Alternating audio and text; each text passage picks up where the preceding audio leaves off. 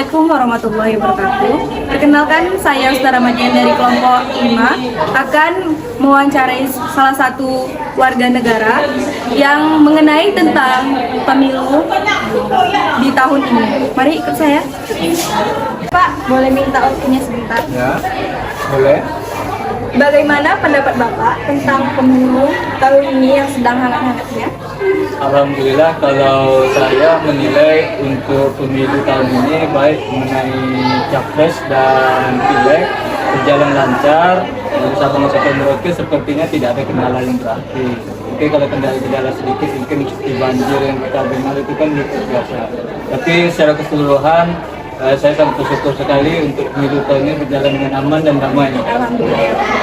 Oke, gimana pendapat Bapak terhadap pemilu yang sedang hangat-hangatnya, terhadap capres? Pasti ada dong netizen yang tidak suka terhadap masing-masing capres, lalu mereka menyebarkan berita hoax. Gimana sih tanggapan Bapak terhadap berita tersebut? Oke, yang namanya manusia pasti punya pilihan gitu kan. Ada yang suka A, yang suka B.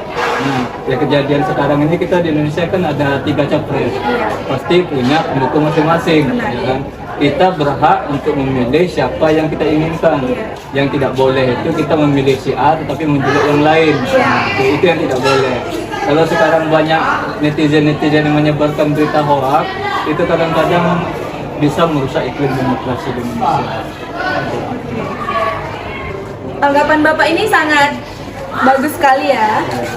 Gimana tanggapan Bapak untuk kedepannya? Siapa yang terpilih menjadi capres?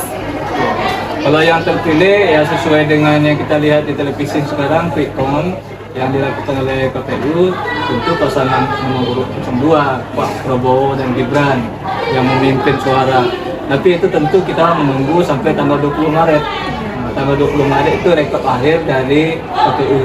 Nanti siapapun yang terpilih, yang menang, tentu pasti kita sebagai warga negara Indonesia mendukungnya, harus mendukungnya. Karena itu presiden bukan presiden golongan partai mereka saja, tapi presiden itu adalah presiden kita semua. Saran Bapak untuk kedepannya, orang-orang yang menyebar berita hoax dan menerima berita hoax tentang pemilu. Iya, yang jelas kita sebagai warga negara Indonesia harus lebih dewasa memilah dan memilih berita-berita yang ada di medsos sekarang. Mana yang hoax, mana yang benar, itu harus pandai kita untuk memilah. Jangan langsung kita percaya dengan berita-berita yang ditulis, berita-berita yang disebarkan di medsos. Kita harus bijak, oh ini ternyata salah, ini ternyata yang benarnya seperti ini. Jadi kita harus sesuai dengan cek fakta dulu gitu ya, baru kita bisa mengambil kesimpulan. Bagi mereka yang melanggar membuat berita-berita hoax, itu undang-undangnya undang-undang tentang ITE. Kalau itu berkaitan dengan hukum, itu kita bisa bawa itu ke ranah hukum. Tapi sebaiknya kita tidak perlu menyebarkan berita-berita yang belum tentu kepastiannya. Itu kuncinya pertama. Terima kasih ya Pak. Inilah dari salah satu warga negara yang bijak terhadap pemilu tahun ini. Itu adalah beberapa saran terhadap berita hoax, bisa dicontoh juga. Selamat siang. Assalamualaikum warahmatullahi wabarakatuh.